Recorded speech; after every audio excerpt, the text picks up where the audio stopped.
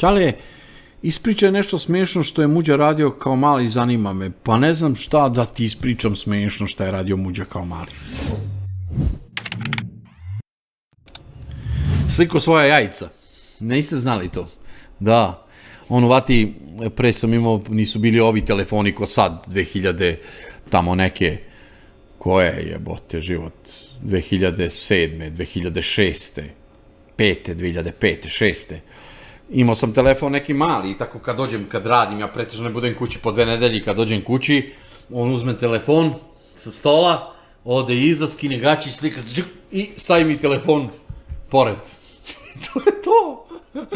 I onda uđem u telefon kao listam slike i sad gledam šta je ovo u pičku mater, okrećemo, kada okrenem naopako, ovo naopako slika, kada okrenem naopako, jajca čovjek slika. Eto, to vam je ono, kad je bio mali, bio lud.